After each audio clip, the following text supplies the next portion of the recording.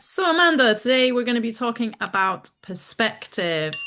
Obviously, it's different for everyone. So, could you give a summary from your point of view as to what perspective is?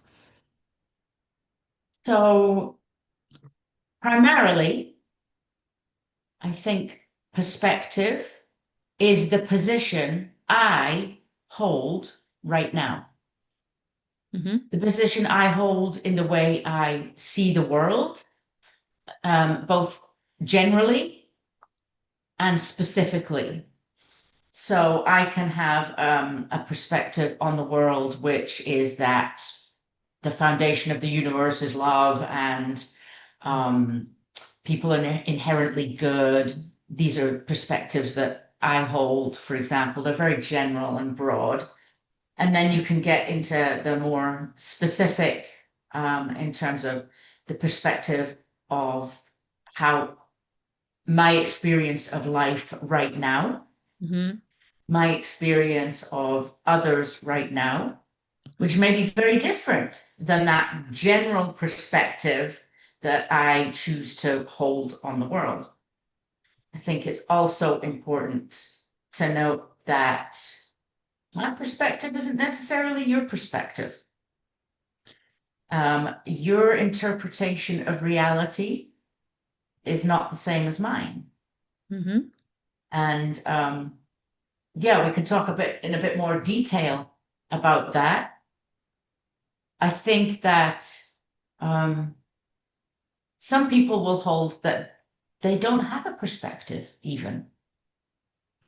And that's an interesting one in itself as to how you can end up like that. Yes. I mean, I think I would probably call that abdication, Hmm. but I don't. Um, a thought that I have kind of worked with for a long time is that there is no such thing as a neutral statement. And Yeah. so I also think there's no such thing as a neutral perspective. You have an opinion, Hmm. positive, negative, for good or ill, about everything under the sun, and that is your perspective. What do you think perspective is, Emma? It's a good one. Um, I think perspective is your your view of the world through your lens, and your lens is impacted by your experiences from the past. So the way you were raised, so what your childhood was like. So your lens will be shaped by learning how your parents viewed the world. And I also think that your lens can be shaped by your own personal experiences, good or bad. So, some people have layers of anxiety because of things that have happened to them, which makes their perspective of the world a bit different to somebody else who's not had those kind of traumas and experiences. Um, and also, I think that people can influence your perspective as well. And I think we're seeing that in the world a lot right now, is that a lot of people are influencing other people in the way they view how things should be run and not run. So I think every individual has a very unique perspective because no human experience is ever identically the same between millions of people. No, Every person on that's this unique. planet has a unique experience. And Yeah. I don't know how we've ended up in a situation whereby we kind of expect others to hold the same perspective as we do. Right. And that sometimes it can be difficult to view things from a different angle. Yeah. And I think some people are more open to the idea of different perspectives than others. And it's Yeah. also interesting to me as to how people end up in those buckets as well. Why are some people more open and some people aren't? So you're talking you're talking about in the more specific, Mm.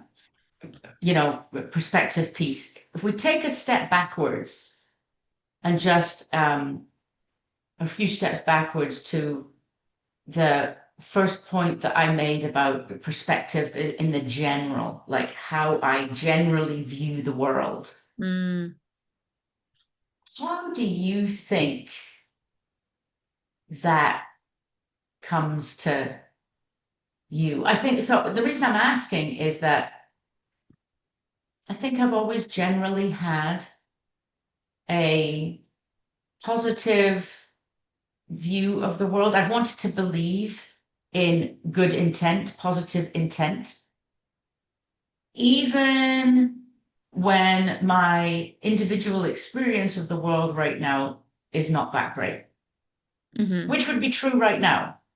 Um, and maybe it's more, that's actually, maybe it's more of a spiritual question to answer it for myself, right? Um, what's within my spirit? What's my belief within my spirit about the way the world should be, perhaps? I don't know. Any thoughts? It sounds like we're getting into the kind of nature nurture debate. Yes. Is your perspective because of just your nature, or Yeah. is it because of what's happened along the way? Right. It's a difficult one that you'll never be able to answer. It is.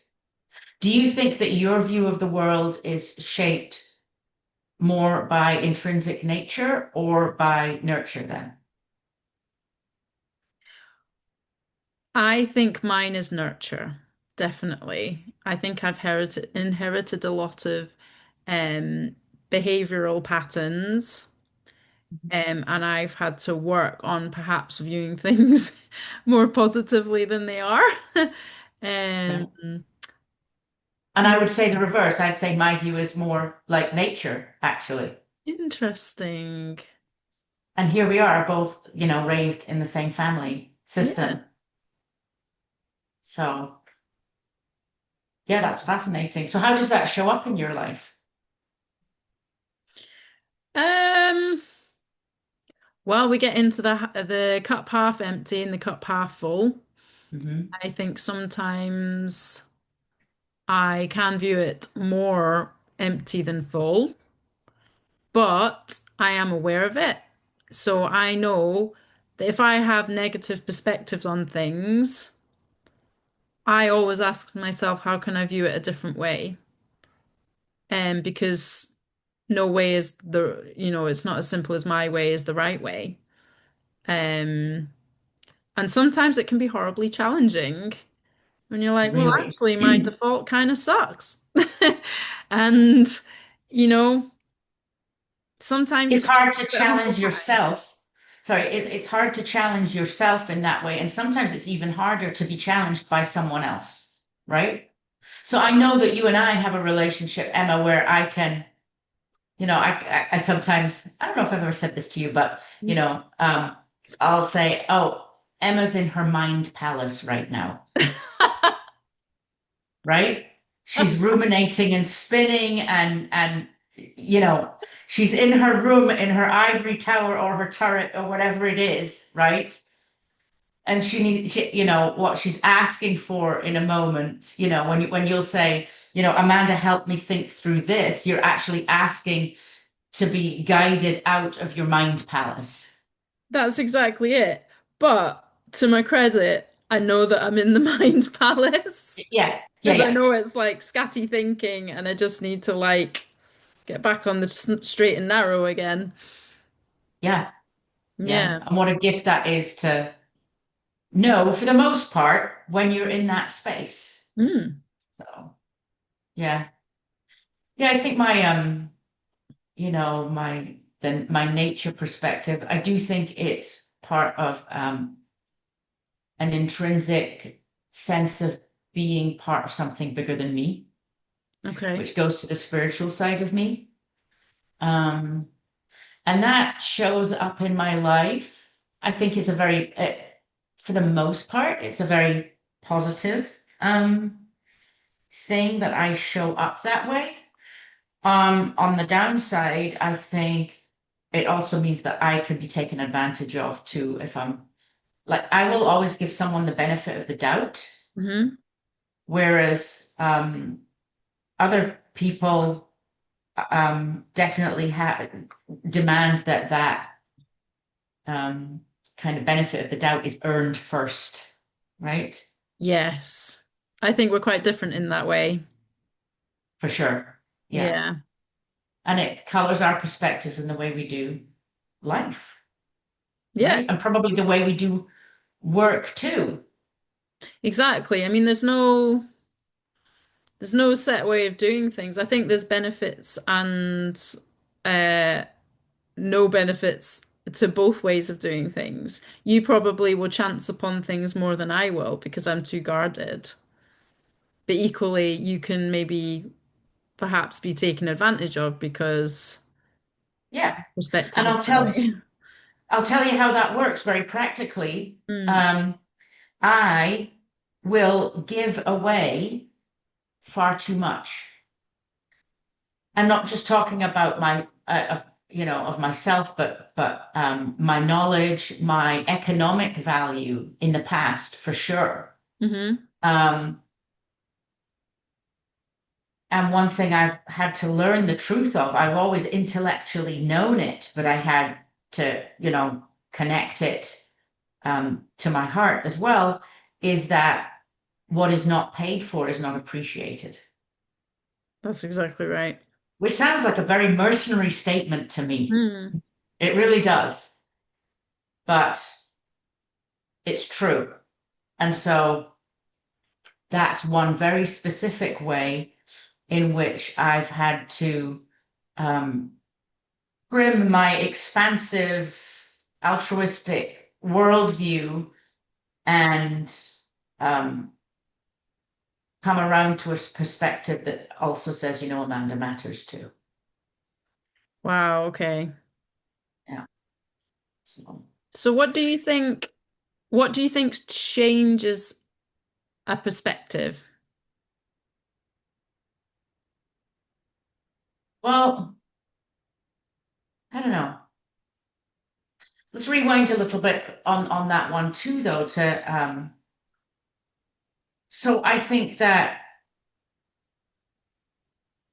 your perspective sometimes reflects who you are and what's important to you. But there's a couple more parameters that I actually want to bring up here. Um, I mean, you mentioned family systems, right? Hmm. So, a couple of parameters here that maybe, our family systems are reflective of is like, so as you said, do you see the world from an optimistic perspective or more pessimistic? And I think we're opposite in that way. We've just talked about that.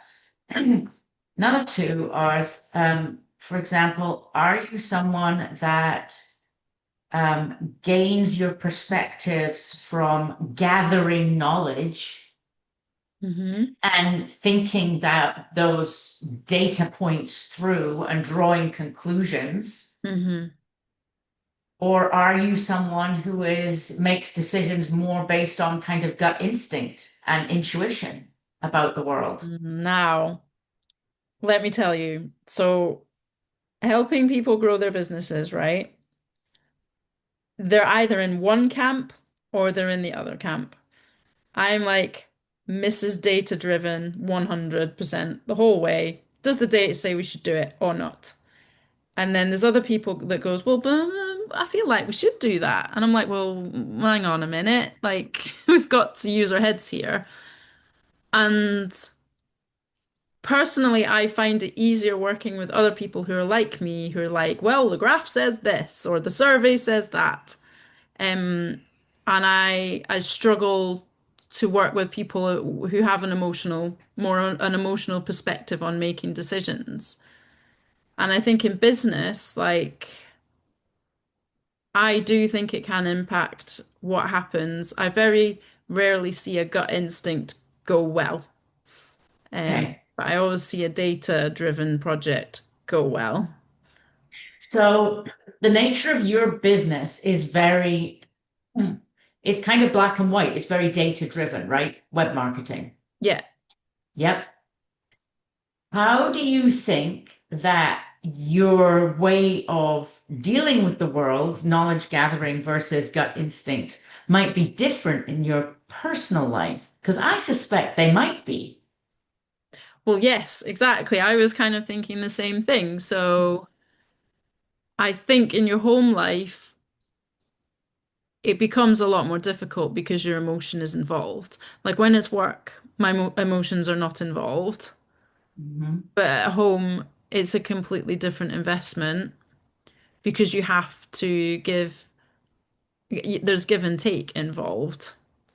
In business, I Mhm. think there's less give and take involved because money's being exchanged and there's a goal. Um, I mean, that's not to say there isn't a goal in a personal life. You want a functional relationship and a functional family, don't we all? Mhm. Mhm. Um, But you're but less intentional about that sometimes, I think. yeah, you can't really dish up a graph to your partner, right? It doesn't work. You could try, Emma. It's a strategy. I might give it a go. Um, but yeah, so it's a lot more emotionally driven, and I think sometimes it's harder to be eloquent in what it is you're trying to say when your emotions are involved as well. Yeah. And again, Yeah. it's like all your traumas can leak into that. I feel like trauma doesn't leak into work as much, perhaps, but it leaks more into your personal life, perhaps. Definitely does. I'm sure it leaks in both places, but definitely more personal. Yeah. Um, so it's interesting. I kind of look at this. I have a different perspective. Okay. It's not, yours is yours and mine. We're both entitled to our perspectives. How about that, Emma? There's Oh, another concept. get Anyway, out of here. so I work in corporate America and everything, especially, oh my gosh, the last 10 years, maybe a bit less, with the rise of supercomputing and now, of course, AI. Mm, So data and metrics driven that we want the quantitative assessments on everything. hmm And I think the huge risk of what's happening right now is that we're missing the qualitative aspects, the hmm human aspect hmm of decision making and what we need to do. Unless I can measure it in binary terms, it has no validity. That is what I am hearing over and over again, Yep. right? And there is a fundamental difference and a rebalancing that is needed, I think, definitely in the workspace between data and metrics, that perspective, hmm and the insights you need to draw from them. And Uh-huh. some of these, and some further than that, some of these insights that you need to draw may be based on your data, on raw data. But wisdom hmm does not come only from raw data. So they talk about, I should be able to name this model and I can't off the top of my head right now, but they talk about the progression of wisdom as starting with, data, followed by information, followed by knowledge, hmm followed by wisdom. Right. And I think that our focus in our work lives right now is at pure data. and and maybe information like first level inferences that you can draw from the data, hmm but that the knowledge and particularly the wisdom that you can draw from that ultimately is much more qualitative and hmm requires human interaction with that to draw the perspectives, the holistic perspectives that you need to make good decisions. And I see the reality of this at work, um, almost on a regular basis. Let's just say that. Yes. I've I've seen got it recently in hiring and firing decisions where people fired, an entire or let go, reorganized an entire group Hmm. made that group went away, and now they're suffering the consequences. Was there any real wisdom that went into that decision? Exactly. I can think of a very simplistic example of this that's been going on near where I live. So they collected the data about how many people died with cars driving at 30 miles an hour. And then they collected the data. In cars or in because they were run over? I think it's a bit of both. How Okay. many deaths overall? And then they ran the figures again at people doing 20 miles an hour. And then, of course, because the cars are going slower, the number of deaths dropped because people just have more time to sort things out, and more thinking time. So, but then you could look at the data again and say, well, if we drop from 20 to 10, there'll be less deaths yet again. But you get to the point where it's like, okay, nobody's actually managing to go anywhere faster than walking pace. And it's really annoying people because it's like the decisions have been made on the data, but actually it's just not practical. It's not how life is running right now. We're trying to go faster at making the world turn instead of going slower. Yeah, ironic, isn't it? That the horse and buggy, I think I read somewhere in connection, or maybe you said it, Emma, it's actually faster to go somewhere on your bike than to get in your car at 20 miles an hour. Well, yes, Because, there was a cycling race and they had to put a diversion on it because they realized that the cars that go with the bikes to make sure that the bike riders are okay are going to be setting off all the speed cameras because they're going to be faster than 20 miles an hour. It's ridiculous. So oh that's my when data's gosh. gone crazy and the brain is just unplugged. Right. And perspectives are so, in fact, clouded. The antithesis, you're using all this data thinking you have all of the knowledge and the wisdom, Mm. and actually you're making decisions from a perspective that is so clouded Hmm. that you are hurting yourself in the end. Yeah. So whilst I'm Yep. like Mrs. Data, I do agree with you that there needs to be the human aspect of it. And I do agree that AI could be a problem with this because we're removing all the thinking. Yeah. Yeah. So here's another parameter for you in terms of perspectives. Some people like to conduct their lives in a very organized and ordered way, Hmm. and other people prefer to be more kind of go with the flow, spontaneous. Hmm. Those are two very different perspectives. I think I do something in between. I like spontaneity.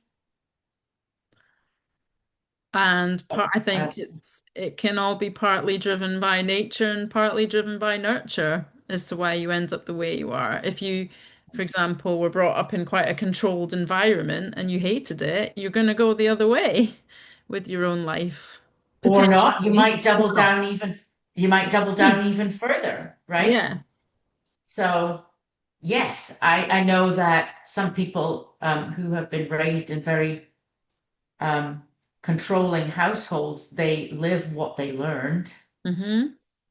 And then others, like you say, will go completely the opposite direction. And So it's interesting because I think when we talk about perspective, people have the opinion that it's my perspective, it's mine. But actually, how much of it is yours?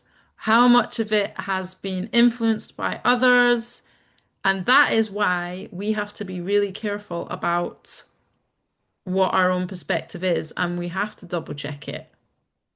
absolutely, yes, how much of your perspective is adopted Hmm. because of the influences of, environmental circumstances versus having actually thought it through for yourself.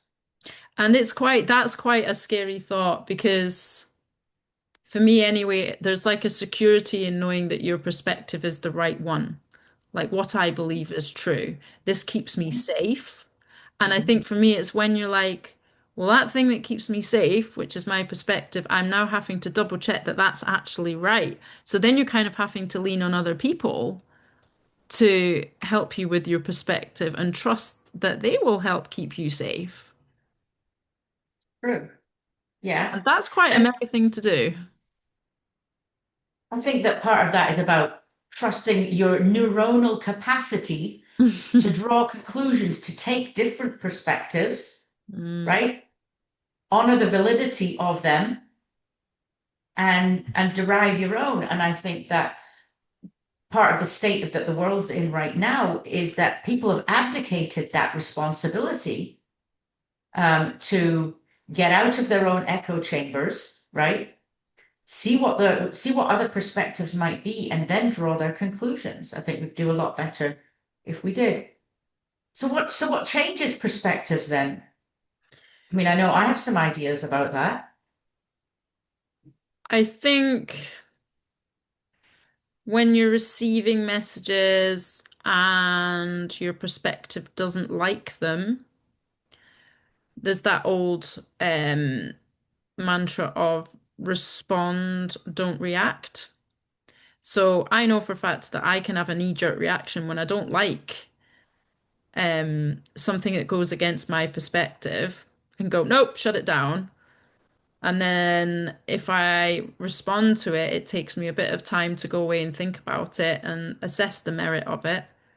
And then Yeah, perhaps it would swing me back round. But I know that for me personally, if somebody comes to me with a different perspective, I am open to it. And I would say a lot of the time, I will go away and think about the validity of it based on what facts I can read about it and check perspectives elsewhere. I kind of right. do the knowledge gathering thing and then come back and go, okay, you might have something there. And Yeah. that's just me. I know that's just me. So how about for you? So for me, I think some of it is I'm probably a much more instinctual person. Hmm. Um,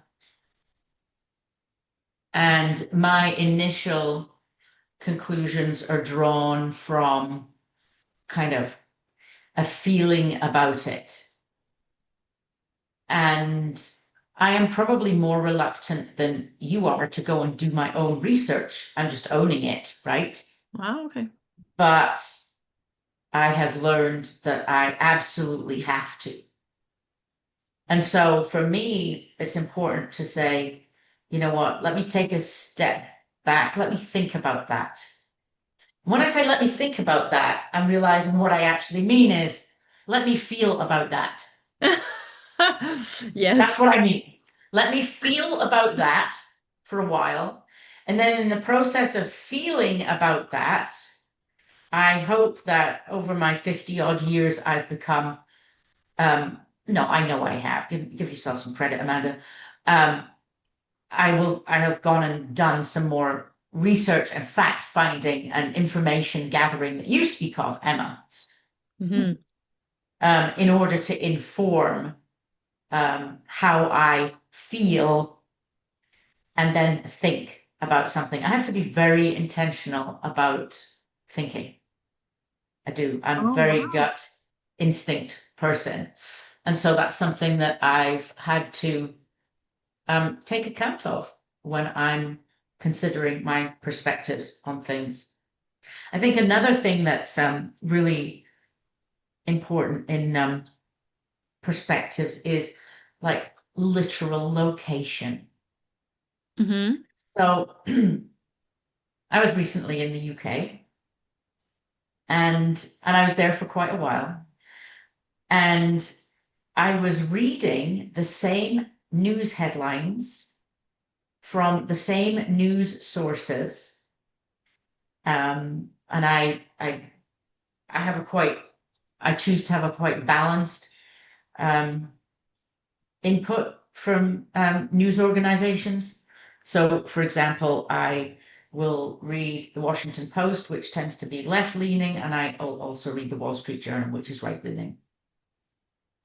And I realized when I was in the UK that reading those headlines made what is happening in the US right now feel a whole lot worse from 4,000 miles away than Mm. it does when I'm actually here. Okay. And in really like processing that, I realized that this is about lived experience. Hmm. So when I'm actually in the US and I am living the American experience, albeit from a very um, north suburb, um, honestly, very white perspective, I have to own my lived experience is very biased in certain directions too. Hmm. But actually living it, I'm not experiencing the reality of these headlines in my world. Hmm. And so I think that helped me minimize, perhaps, Hmm. the severity of what's going on here. The other perspective on that is that when I am outside of the US and I'm looking in on it from 4,000 miles away, my lived experience is very British in that moment, which emphasizes or magnifies the terribleness of the headlines I'm reading about what's going on in the US. So that's another interesting one about how perhaps sometimes your perspective also like protects you. So, when Mhm. you're in it, it's like, oh, it's not that bad. When you're outside of it, it's like, it's terrible. Yeah. And Yeah. sometimes that's why they tell, some couples perhaps you need to just have a break from each other and live in separate houses because the location thing matters. Just be apart, you be over here and you be over here, and then see how you feel. Brilliant. Mm. Yeah, I think you're absolutely right. You're absolutely right. And is one right and is one wrong? No. No, I think it's just with anything, it's important to look at it from all angles. So, and it depends what the situation is. Sometimes it is you've got to change location so you can see.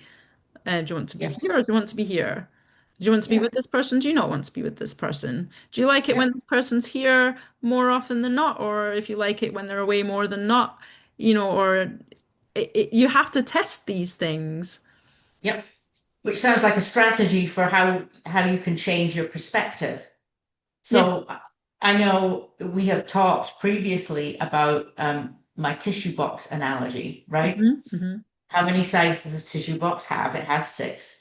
If you actually look at the tissue box, you can see one side. If you pull it away from yourself, you can maybe see three, but you cannot see all six sides of a tissue box at the same time. Hmm. Just because you can't see all six sides does not mean that the sides you can't see do not exist, Hmm. right? And so, yeah, it's how do we get perspective so that we can, you know, not necessarily change. Maybe it's affirming our own perspective is right for us, but I think it's always going to be helpful to acknowledge that there are perspectives other than our own that are equally valid. So, for example, I am never going to be Black. I'm never going to be male. I'm never going to be Chinese. I'm never going to be many, many things. And so, while it's easy to say, for example, well, we have to learn how to walk in other people's shoes, and that is true, at the end of the day, there are many things for which I'm only ever going to be able to imagine walking in someone else's shoes. I will never know what it's actually like to walk Exactly. in those shoes. Exactly. I think my Samaritan's experience was a massive eye opener to perspective because you get an idea of who somebody is from what they've told you and how they view things so differently. Like there's some people in my mind, they seem to be quite highly successful in their careers, but yet there's stuff burning down underneath. And I'm like, wow, if I pass them in a supermarket, my perspective of that person is, wow, they're doing really well. And actually, they're not doing well at all. But it's just viewing the world through my lens. That's And right. the truth Yeah. is always something else. And that's Yeah. that's the biggest takeaway that I have from the Samaritans is it's never as it seems. Nothing ever is. You can judge a book by its cover all you want, but it never is what it seems. Yeah. And so it's actually like our lenses in our literal eyes, So, your lens in your eye hardens over time, right? And we end up needing readers to be able to focus properly, right? Well, I think we actually need, some different glasses to put on throughout our lives to help us see something that is different, right? Exactly. And the beer goggles don't work. The beer, no, absolutely not. Although they might help you see some consequences you might not otherwise have seen. But anyway, yeah. And so I think, what we're getting to here, Emma, is actually the need to hold Hmm. what is known as liminal space. Hmm.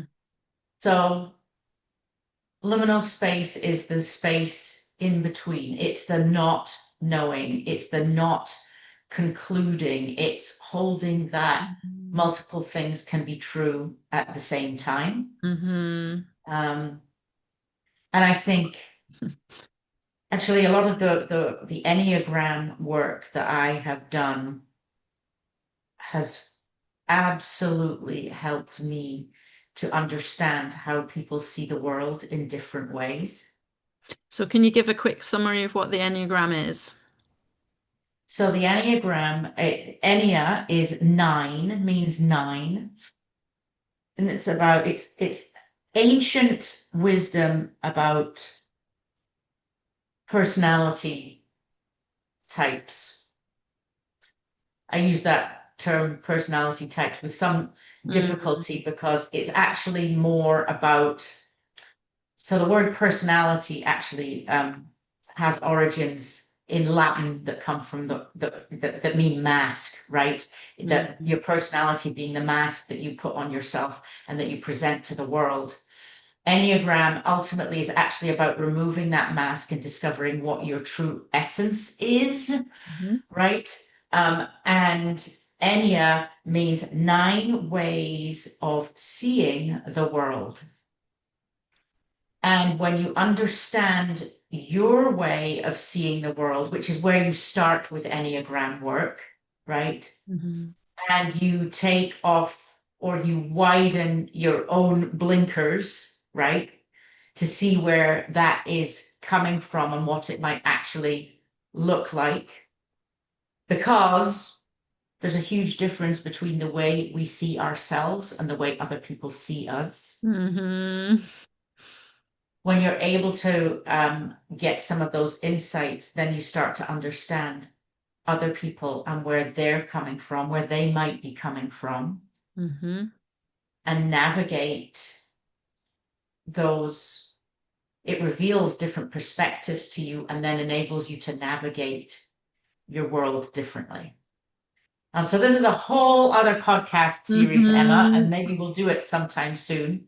But Enneagram ultimately for me is about understanding perspectives and the interplay between them.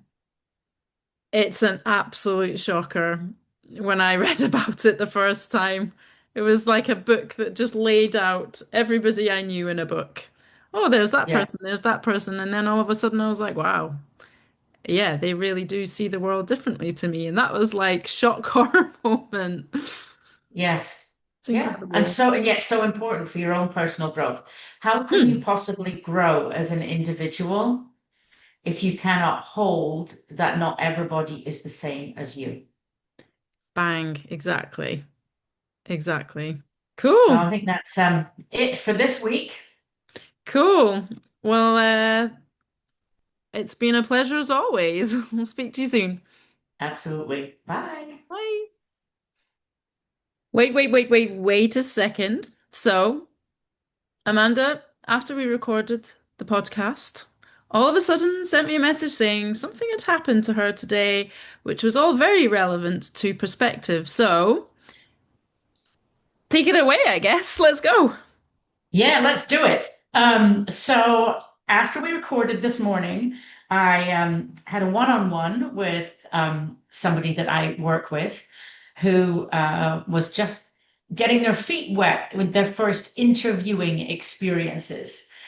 That individual was interviewing other people for a role, and this was a new experience for that person, and we talked about how that went. And we had a 25-minute conversation all about interviewing and how our perspectives on people so strongly influence that dynamic and critically the outcomes. Hmm. And so, what I wanted to add onto this was that clearly there is a world of difference between how we perceive ourselves and how we are received by others. And Mm. in an interview setting, this comes out particularly strongly. It comes out in how I warm to you or not, Mm. which for me is about my feelings about you, probably more than whether you're actually going to be any good for this role, right? If Mm. I get the warm fuzzies from you, I am more likely to be positive about what I'm hearing from you. You could be telling me that the sky is purple, but absolute nonsense. But if I feel good about you, I have a different perception of you. Hmm. Versus if, for example, I'm interviewing you and you take 20 minutes to answer the first question without taking a breath, I'm going to have a very, very different perspective on you and your fit for this particular job. But as the interviewee, if I talk for 20 minutes, presumably either this individual had no clue that that was a problem, right? Mm. Or she had no idea of how that would be received by somebody else. And perhaps she thought it was going well because she had so much to say. Maybe she did. Hmm. The reality was, in the end, that we had this great conversation about, it was two sides. It was two sides. It was about how I need to navigate my initial reactions to individuals, my perspective on you, because some of the best people for the role you're looking for may not give you the warm fuzzies right away at all. And equally, the people that give you the warm and fuzzies might have nothing to offer you really whatsoever. And that's when you basically have a failed hiring process, right? So it's about me as an interviewer being aware of my own, it's almost like unconscious bias. That's what it is. Mm. Um, and also being aware of how you as an interviewee are received by others. What are those patterns of behavior that you display that might actually harm you more than they help you? And I just thought, my goodness, what a great practical business example of the importance of perspective that fits with what we were talking about this morning. And just being insightful about yourself, how you come across. Yep, absolutely. I talked with this individual too about the need to detach from that. I'm a very feeling-centered person, Hmm. and I have to very consciously engage my head into that equation, right? Okay. Which also helps with the art of detachment from the touchy-feely warm fuzzies, right? Yeah. Other people are much more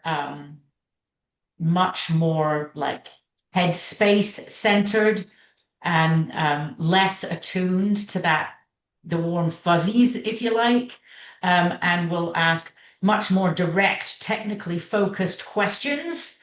Mhm. that, you know, that, I mean, then the downside of that is that then you don't get a feel for whether someone will fit with a team dynamic or not, right? So there's good and bad to both sides. Yes, when I've done interviews, I'm more of a suspicious interviewer, so I'm looking to find where the holes and the gaps are in the knowledge. And then I get into the cultural fit in like interview two and three. But I'm much Interesting. more suspicious. It's like you could My be nice, gosh. but you might not be any use to me. You can be a friend, but not an employee. Right. Isn't that fascinating that we come at it from different perspectives, Emma? Like, Hmm. I'm definitely looking for that connection, that relational connection first. Hmm. And so neither is right or wrong, but No. we just have to be aware that we need both Hmm. to get a good sense of who someone is and how they are going to fit in our work lives, in our personal lives, whatever it is, right? So, Exactly. Well, I love it. Thank you for sharing. see you later. Bye.